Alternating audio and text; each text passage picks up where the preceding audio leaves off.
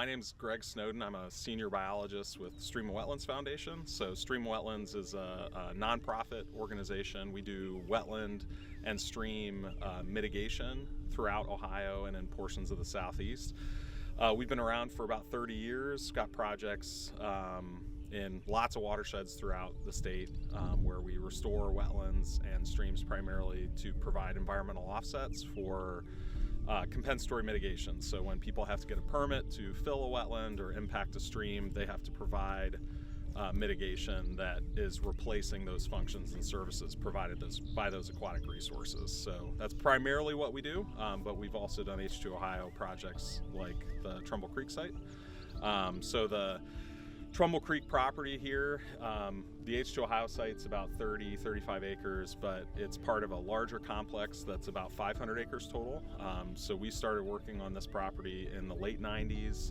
We've done 2 phases of wetland restoration projects that serve as compensatory mitigation north and south of the road here, and they've both been released for monitoring by the Army Corps and by Ohio EPA, so they've met all of their performance standards and were deemed to be acceptable, successful projects. So ultimately, we plan to donate the property to the Ohio Department of Natural Resources Division of Wildlife, and they will serve as the long-term steward for the whole, all 3 phases of the project, including H2Ohio.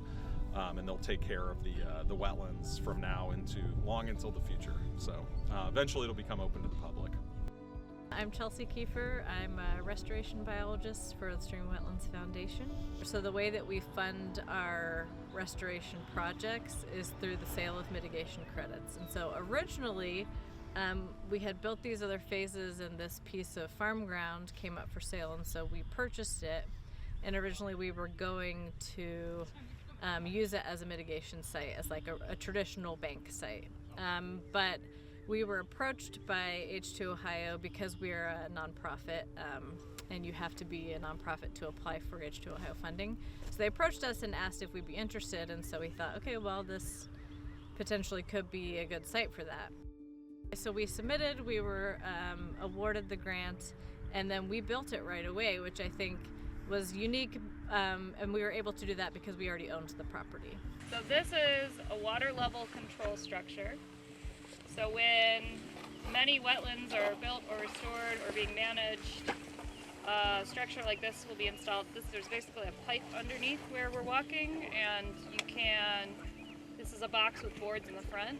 And the managers of the wetland can add or remove boards, and based on how many boards are in there, that sets the water level of the wetland. So if for whatever reason Greg and Chelsea and people at Stream and Wetlands Foundation maybe wanted to drain the whole site, they could remove those boards.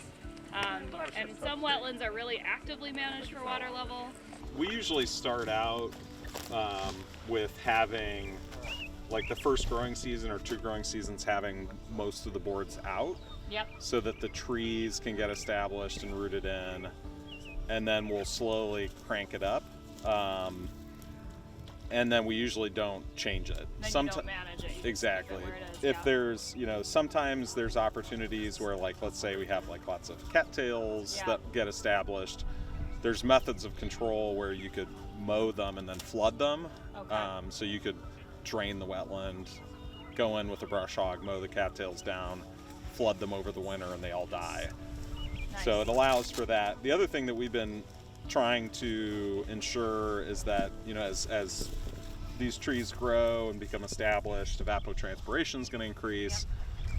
Water, like the hydro period of the wetland, will get shorter as these trees are sucking up all that water. So having additional, essentially freeboard, the ability for like a long-term steward like ODNR or Park District to add in more boards later. Right. So not, like when we design it, like probably the water level where it is right now is great, but we can add more to to keep the wetland wetter longer, which is kind of cool. That's cool. That seems like a good approach for dealing with future uncertainty associated with climate change as well.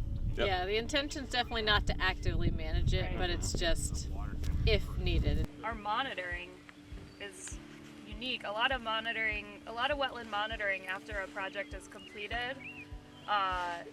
Scientists or regulators or agencies will come in one time, look at the site, make sure plants are growing there, and then kind of walk away. Not all the time, but a lot of the time. And they don't actively pay attention to things that people choose to do, like change the water level. We're actively trying to record every management action at each of these wetland restoration sites. So every time a manager decides to drain it or reflood it or treat invasive species to remove it, because we think that not only how a wetland is designed, but how it's managed is going to affect how it removes nutrients. So we're hoping to generate some knowledge that will give people tools to design and manage wetlands more effectively. It's been really great so far, and it's really fun to come out here and talk to them and everyone that's just excited about wetlands and excited about habitat restoration and nutrient removal and all of that. So it's been a cool working group to be a part of.